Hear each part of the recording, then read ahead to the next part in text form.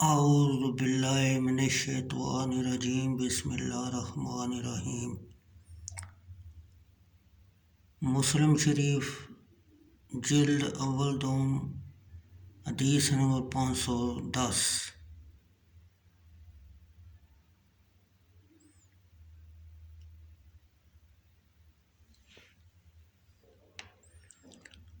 حضرت عباس رضی اللہ تعالیٰ عنہ نے کہا، یا رسول اللہ صلی اللہ علیہ وسلم، کیا آپ نے ابو طالب کو بھی کچھ فائدہ پہنچایا؟ وہ آپ صلی اللہ علیہ وسلم کی حفاظت کرتے تھے اور آپ کے واسطے غصہ ہوتے تھے، یعنی جو کوئی آپ صلی اللہ علیہ وسلم کو ستاتا تو اس پر غصہ ہوتے۔ رسول اللہ صلی اللہ علیہ وسلم نے فرمایا، ہاں وہ جہنم کے اوپر کے درجے میں ہیں، اور اگر میں نہ ہوتا یعنی ان کے لیے دعا نہ کرتا تو وہ جہنم کے نیچے کے درجے میں ہوتے جہاں عذاب بہت سخت ہے۔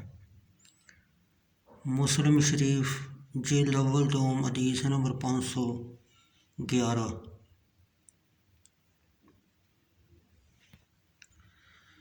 عبداللہ بن حارث رضی اللہ تعالیٰ عنہ سے روایت ہے،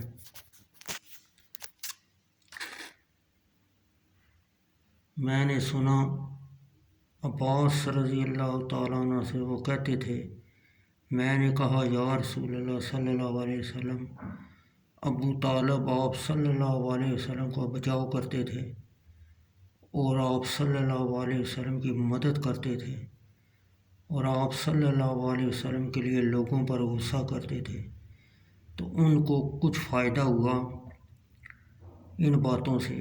آپ صلی اللہ علیہ وسلم نے فرمایا، ہاں میں نے ان کو سخت انگار میں پایا تو میں نکال لایا ان کو ہلکی آگ میں۔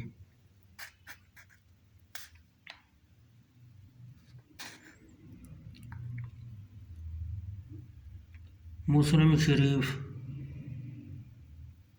جلد اول دوم حدیث نمبر 512۔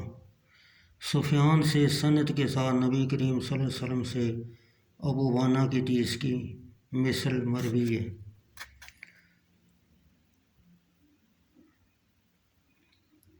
مسلم شریف جلد اول دوم حدیث نمبر 513۔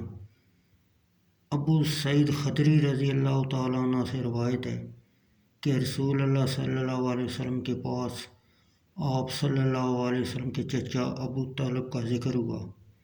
آپ صلی اللہ علیہ وسلم نے فرمایا، شاید ان کو فائدہ ہو میری شفاعت سے قیامت کے دن، اور وہ ہلکی آگ میں رکھے جائیں جو ان کے ٹخنوں تک ہو، لیکن بیجا پکتا رہے۔ اس سے معاذ اللہ جہنم کی آگ کیسی سخت ہوگی۔